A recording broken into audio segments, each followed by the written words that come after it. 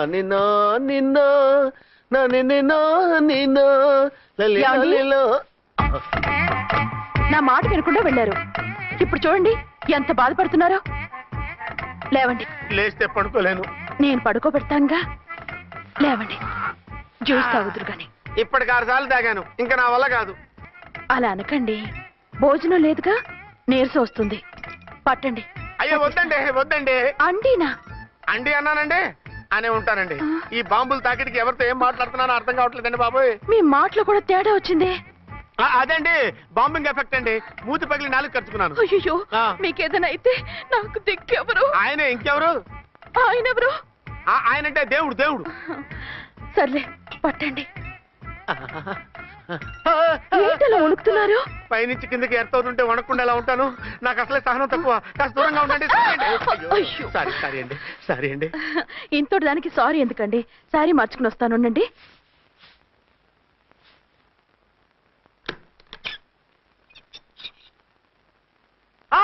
వద్దు వద్దు వద్దు వద్దు. ఏంటండి, ఏమైంది? నా ఎదురుగా బట్టలు మార్చుకోవద్దు, నేను తట్టుకోలేను. ఏ, సిగ్గుగా ఉందా? లేదు, భయంగా ఉంది. భయపట్టు ఎందుకు? నేను అందంగానే ఉంటానుగా. అందుకే భయపడేది. అయ్యో, భయం ఎందుకు? నేనేం పరాయిదాన్ని కానుగా. మీరు ఎలా ప్రొసీడ్ అయిపోతే మా గురువు గారికి నేను అన్యాయం చేయాల్సి వస్తుందండి. గురువా? గురువెవరు? అదేనండి డాక్టర్ గారు. ఈ కట్లిప్పే వరకు నన్ను స్టార్ట్ టీవీ కూడా చూడొద్దన్నారండి. మీరు సైడ్కి వెళ్ళి మార్చుకోండి, లేకపోతే నేను ఎమోషన్ అయిపోతాను. అదా మీ భయం? అయితే ఉండండి. థ్యాంక్స్. అమ్మయ్యా, ఈ గంటకి గండం గట్టెక్కింది నాయనా.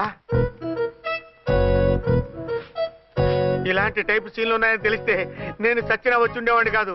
పరిస్థితులు ఇలాగే కొనసాగితే నేను కాలు జారటం ఖాయం. దేవుడు, కాలు జారటం ఖాయం. చిన్న పిల్లలు ఏంటి అరుపులు? కాసేపు ఓర్చుకోండి, అవే తగ్గిపోతాయి. పుసుగేసుకుని ఉంటారా దేవుడు?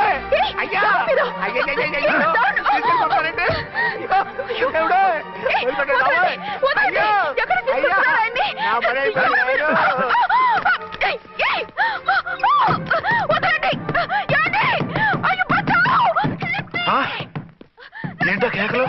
ఝాన్సీ గొంతులో ఉందండి. ఓరి నాయనో, ఆ దరిద్రుడు ఝాన్సీని చూసి అటెంప్ట్ ఏమైనా చేసేస్తున్నాడేమో.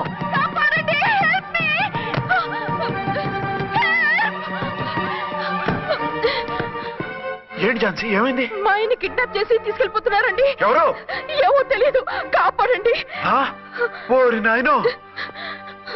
బారసాలకు ముందే ఝాన్సీ నా వైఫ్ అని ఫిక్స్ అయిపోతే సడన్ గా హస్బెండ్ అయిపోయి దాన్ని బెడ్ ఎక్కేద్దామని చూస్తున్నావురా?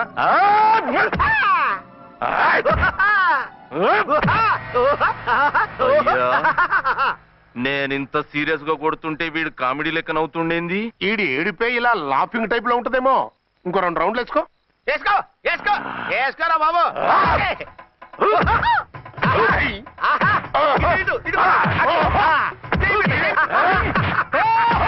రాయ్, మీరు కూడా వచ్చి తలిగియండి రా వీణ్ణి.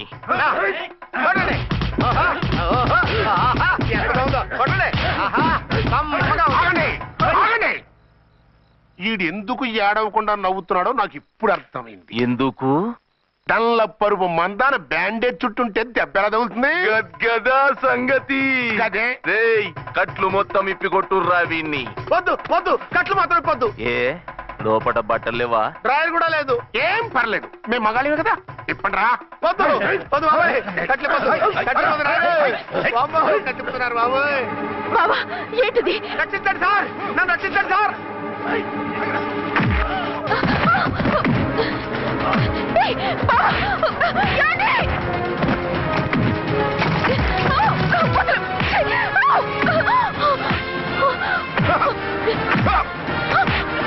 వద్దు వద్దు, నన్ను రచ్చపకండి బాబాయ్.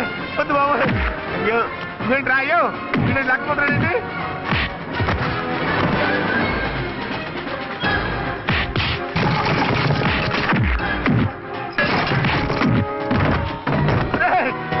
నాకంటూ రా, ధర్మం చేస్తావు రే.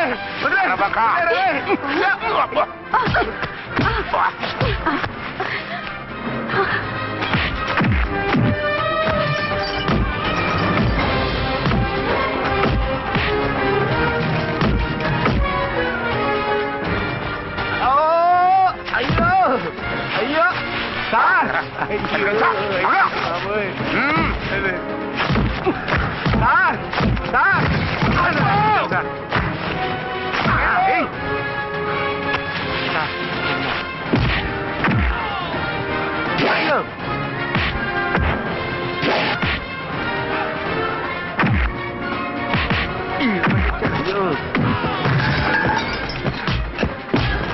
సార్ రక్షించండి సార్. మొత్తం తీసేస్తాయి బాబు.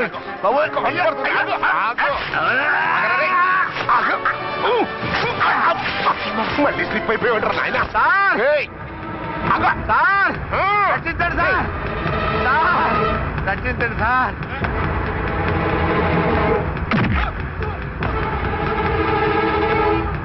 హాత్కుందరే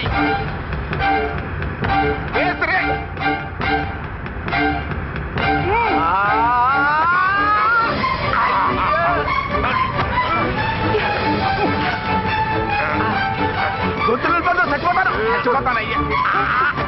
కాపాడండి సార్. సార్ త్వరగా రండి సార్. రండి సార్. అయ్యా అయ్యా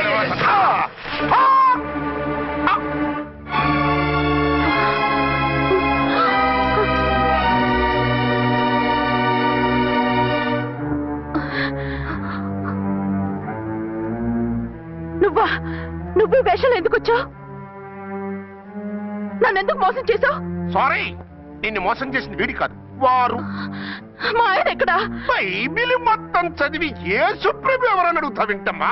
ఎంతకాలం నీ కొమ్మగుడు ఉన్నారనుకుని తెగ మురిసిపోయారు. కానీ మీరు కట్టుకున్నది పంచుకున్నది ఒకే ఒక మొగుణ్ణి, వారే వీరు.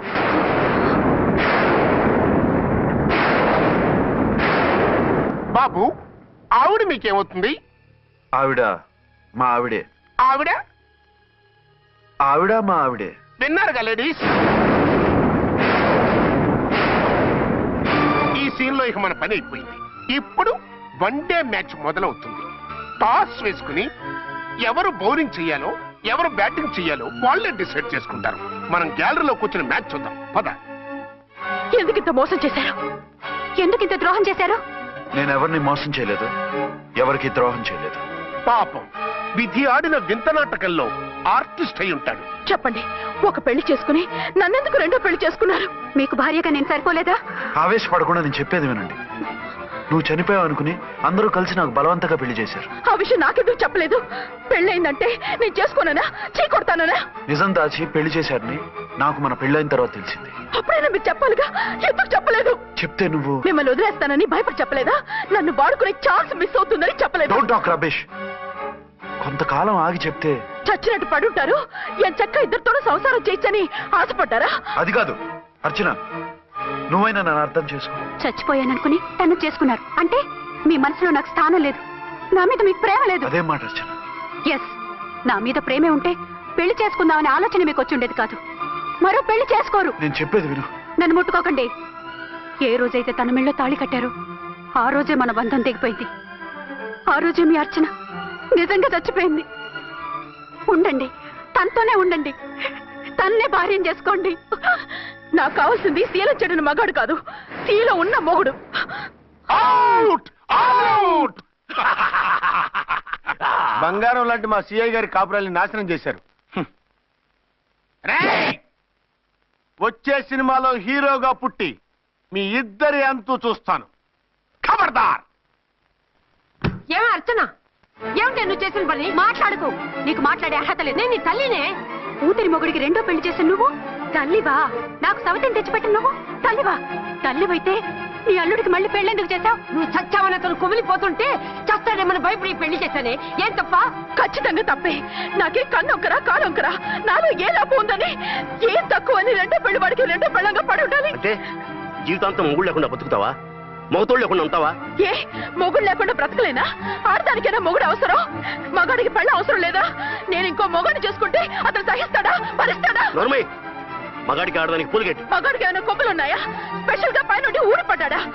వాళ్ళు తినే ఉప్పు కారమే మేము తింటున్నాం. వాళ్ళ ఒంట్లో రక్తమే మా ఒంట్లోనే ప్రవహిస్తోంది. అది కాదమ్మా, మొగుడిని వదిలేసిన ఆడదాన్ని నీచంగా చూస్తారు, చులకన చేస్తారు. పెళ్ళాన్ని వదిలేసిన మొగుడిని గౌరవించి హారతలు పడతారా? అతను నిన్ను వదిలేయాలనుకోవడం లేదు, నిన్నే కావాలనుకుంటున్నాడు. అతను కావాలనుకుంటున్నది భార్యని కాదు, ఆడదాన్ని. అంటే దూరం చేసుకుంటావా? లేకపోతే దగ్గరే ఆత్మాభిమానం చంపుకొని కాపురం చేయమంటావా? 3 ముళ్ళు 7 అడుగులు 4 గోడలు ఇవే ఆడదానికి హద్దులని పడుండమంటావా? దాని పక్కనో రాత్రి నా పక్కనో రాత్రి పడుకునే మనిషిని నా మొగుడిని అనుకోమంటావా?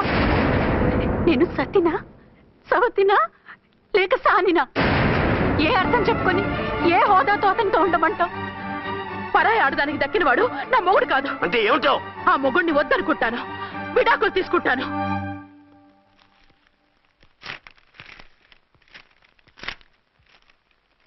ఏమిట్రా అది? లాయర్ నోటీసులు. లాయర్ నోటీసులు ఎవరు పంపారు? నీ కోడళ్ళు. దేనికి? వాళ్ళకి విడాకులు కావాలంట.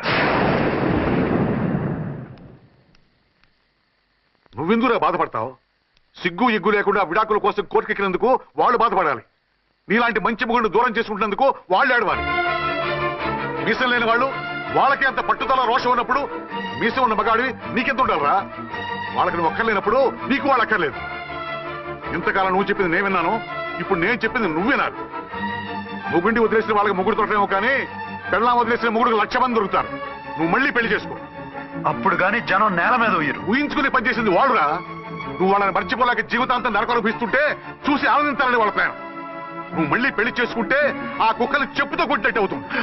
అంటే ప్రతీకారం కోసం పెళ్లి చేసుకోమంటావా? లేకపోతే ఇంకా వాళ్ళకి మొగుండని వాళ్ళ ఫోటోలు పట్టుకుని కుళ్ళి కుళ్ళి ఏడుస్తావా? ఒక్కసారి చేసిన తప్పుకే నరకం అనుభవిస్తున్నాను. మళ్ళీ జీవితంలో అటువంటి పొరపాటు చేయను. పోనీ చెయ్యని పొరపాటు చెయ్యి, కొత్త వాడు చేసుకో.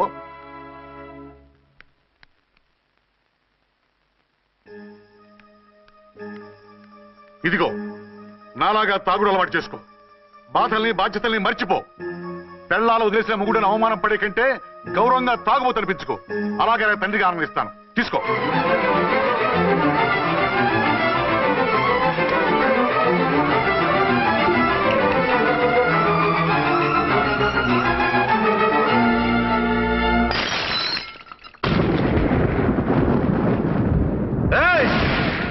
అర్చన, ఝాన్సీ, బయటికి రండి. రండి.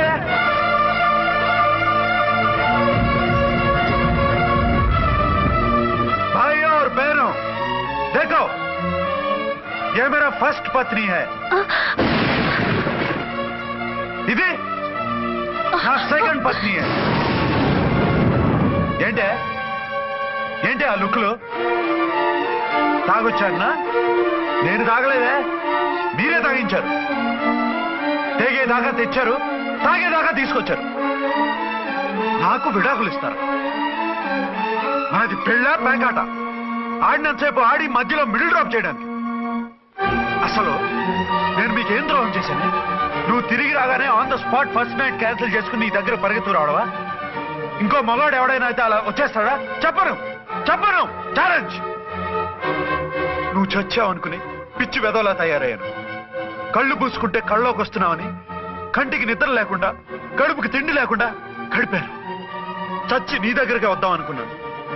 కానీ నా కన్న తల్లిని మర్చిపోలేక తాగుడికి అలవాటు పడ్డ మా నాన్న నా జీవితంలా నీ జీవితం కాకూడదురా, భార్య లేని లోటేంటో నేను చవి చూశాను, మళ్ళీ పెళ్లి చేసుకోరా అని బలవంతం చేస్తే చచ్చి కన్న తండ్రిని ఏడిపించలేక బతికి దీన్ని పెళ్లి చేసుకున్నానే తప్ప దీని రంగు పొంగు చూసి వెర్రెత్తి కాదు.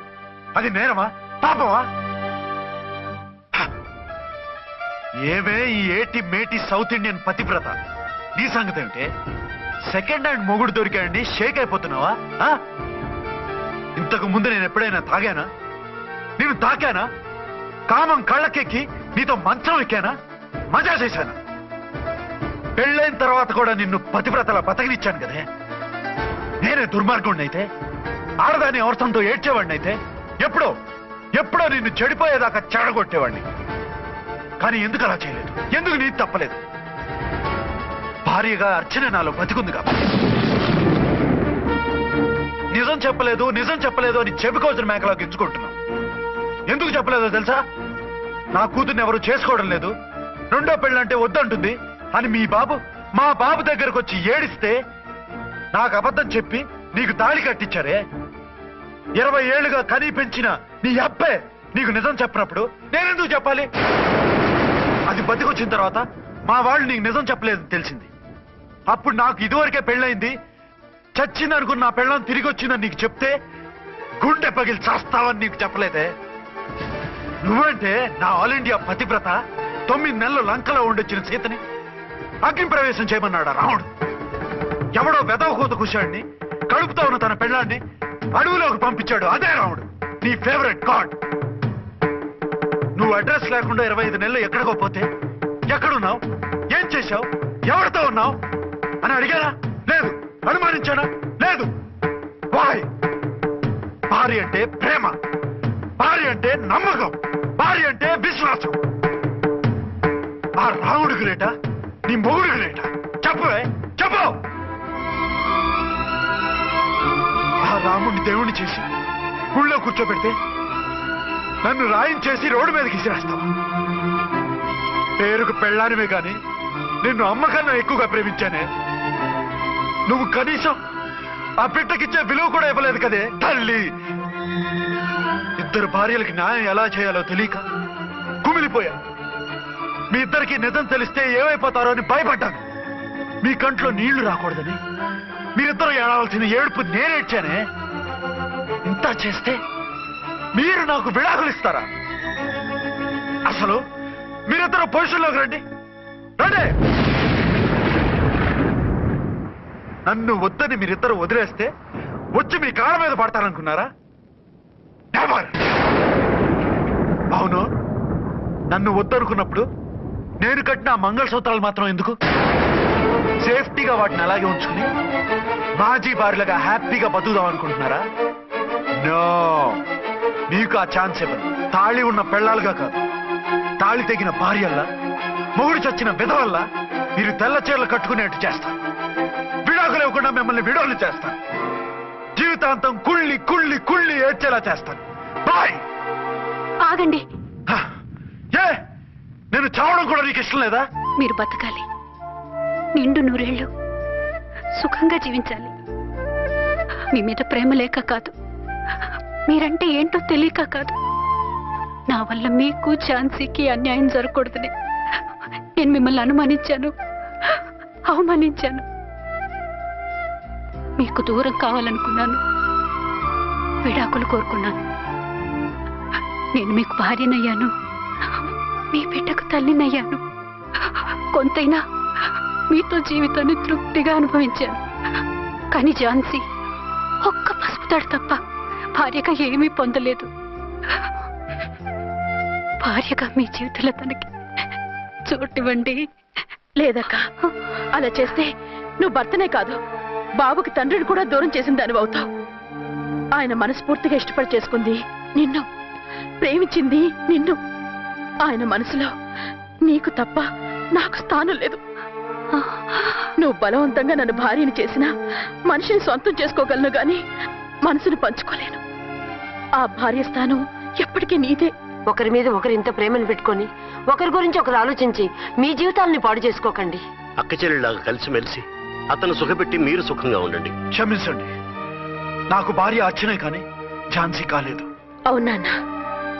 ఆయన ఎప్పటికీ శ్రీరామచంద్రుడిలాగానే ఉండాలి. ఆ రాముడికి సీత ఒక్కటే, ఆ సీత అక్కే. మరి నీ బతుకు? నేను మళ్ళీ పెళ్లి చేసుకుంటాను. నా గురించి ఆలోచించకుండా మీరిద్దరూ సుఖంగా సంతోషంగా ఉండండి. ఈ రోజు నుంచి ఆవిడే మీ ఆవిడ.